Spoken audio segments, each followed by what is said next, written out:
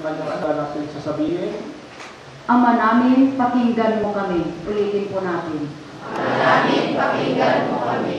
Naway laging palapa, mga obispo, mga pari, mga diakono, mga religyoso at mga misyonero upang sila rin naman ay maging tapat na pastol ng bayan ng Diyos sa daan ng katotohanan at kaligtasan. Manalangin tayo. Tuhan ng mabuting pastol, ng pusong makadiyos at makatao, ang mga pinunong sibilyan at mga opisyal ng hukbong sandatahan at kapulisan, nang sa gayon ay mapaglingkuran nila ng tapat at nararapat ang mamamayan. Manalangin tayo. Ama namin, pakinggan mo kami. Naway pagpalain ng Diyos ang mga magulang, ang mga kabataan tungo sa matuwid na pamumuhay, ayon na rin sa mabuti nilang halimbawa. Manalangin tayo. Ama namin, pakinggan mo kami. Naway laging makita at madama ng mga pamilya ng katotohanan kapiling nila ang mabuting pastol sa araw-araw at sa gayon ay tumugon sila sa panawagan. Manalangin para sa pagdami at paglago ng mga bokasyon sa pagpapari at buhay religyoso. Manalangin tayo. Ama namin, pakinggan mo kami. Naway at buong pagtitiwala silang tumugon sa tawag ng paglilingkod sa bayan ng Diyos sa pamamagitan ng pagpapari, buhay religyoso o buhay misyonero. Manalangin tayo. Ama namin, pakinggan mo kami. Para din sa kapapayapa rin po, Leon Fornoles, Eleuteria at Baraya May Overly, manalangin tayo. Ama namin, pakinggan mo kami.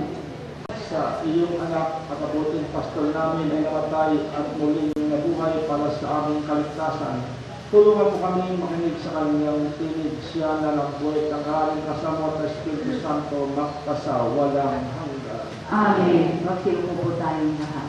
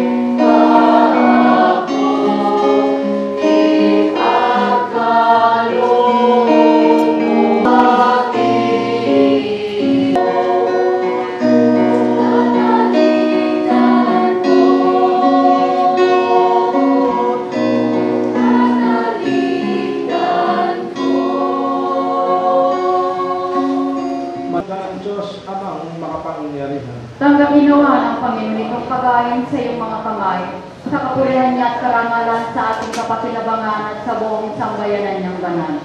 Tayo po tayo. Ipagkaloob mo kami ay magalak sa pagdiriwang ng Pasko ng pagkabuhay ng iyong anak, lupang ang ginagawang patuloy na pagsabib sa amin ay maging sa amin ang aming ligayang walang maliw. Sa pamagitan ni Yesu Cristo kasama ng Espiritu Santo magpasa walang hanggan. Amen.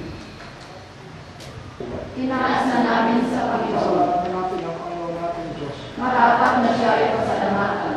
Ama namin, makapangyarihan, tunay ng marapat na ikaw ay aming pasalamatan ngayong pinagdiriwang ang pagkain ng Mesiyas, ang aming tupa ng igos sa aming lahat. Naghahain walang luhumpay ang anak mong minamakal upang makasalo-salo ang kanan sa piging ng iyong buhay. Hindi na mamamatay ang inihain sa krus. Ang sa krus itinakoy buhay lagi bilang handog. Kapuri sa iyo, nang walang humpay sa kalangitan kami nagpupuli sa iyong kalangitan.